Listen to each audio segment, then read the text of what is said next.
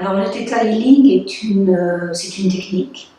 Ça n'est pas une technique énergétique puisqu'on travaille au-delà de l'énergie, mais on va dire que c'est une technique qui permet d'accéder à des programmes subconscients profonds.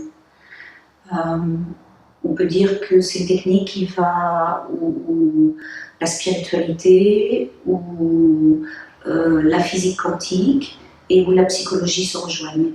Que healing en anglais veut dire guérison et theta, ce sont les ondes theta. En fait, c'est la guérison par les ondes theta. Quand on est dans cet état méditatif, le praticien est en ondes theta, mais le client est aussi en ondes theta. Champ d'application, ça va être chaque fois qu'une personne a des difficultés à avancer dans sa vie, des schémas répétitifs, des traumatismes, ça peut être la maladie. Et en fait, ce que l'on fait, c'est que l'on cherche quand les schémas ont commencé, et surtout ce que l'on va chercher, ça va être pourquoi la personne garde ce schéma, pourquoi est-ce qu'elle vit cette maladie, à quoi, alors ça c'est toujours un petit peu difficile, mais à quoi, entre guillemets, ça lui sert, ou ce qu'elle apprend à travers ça. La même chose pour tous les aspects psychologiques. Et en fait, c'est en trouvant le bénéfice, souvent très caché, subconscient, que la personne va prendre conscience de ses propres schémas et va accepter on va dire, de lâcher ses schémas, de changer et de passer à autre chose. Ça passe par une prise de conscience, en fait.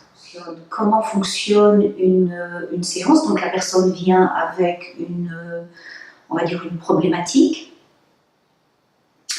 et le praticien va écouter. L'écoute est très important parce que déjà la personne va nous donner beaucoup d'indications à travers les mots, à travers ce qu'elle ressent, à travers ce qu'elle exprime.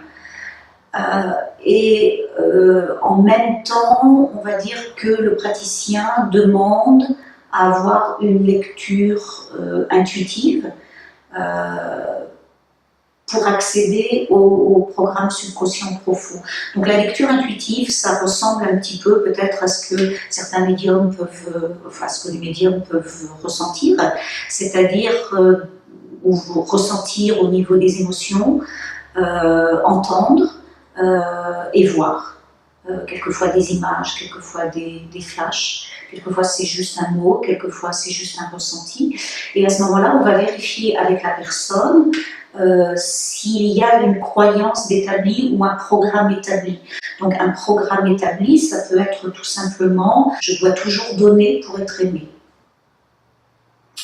Donc la personne qui a une croyance ou un programme établi comme ça, en fait, pour son subconscient, c'est ni bien ni pas bien. C'est juste un programme à jouer comme un programme d'ordinateur. Donc ensuite, le subconscient va mettre en place tout un scénario avec, il faut bien des acteurs pour jouer la scène. Donc on va attirer des personnes qui vont se retrouver avec des rôles de méchants, des rôles de pas gentils ou des rôles de personnes qui vont toujours demander sans jamais être reconnaissants. Et au bout d'un moment, mais la personne n'en peut plus de ce programme, se dit mais je donne et je ne reçois jamais.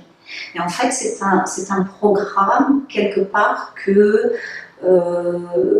qu'elle a choisi inconsciemment pour apprendre quelque chose. Peut-être qu'elle doit apprendre à recevoir.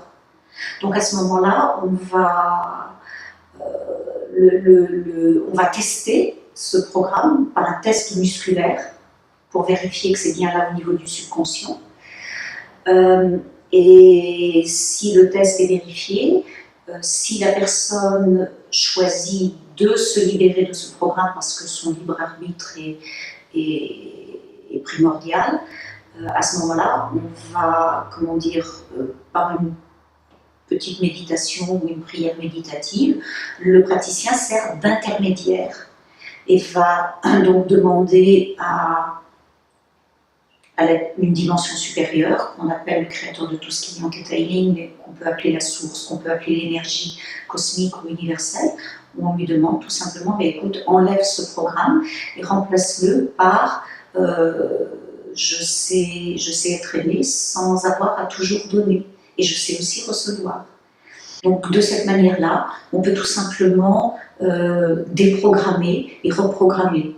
Donc, lorsque l'on trouve le bénéfice secondaire ou le bénéfice caché qu'une personne peut avoir, par exemple, à rester dans une maladie ou à garder dans une maladie, cette personne va pouvoir accepter la guérison. Ce qui est important aussi, c'est que la personne prenne elle-même conscience de ses schémas. C'est ça qui va l'aider à lâcher ces schémas négatifs. Alors les bienfaits sont multiples parce qu'ils peuvent être immédiats.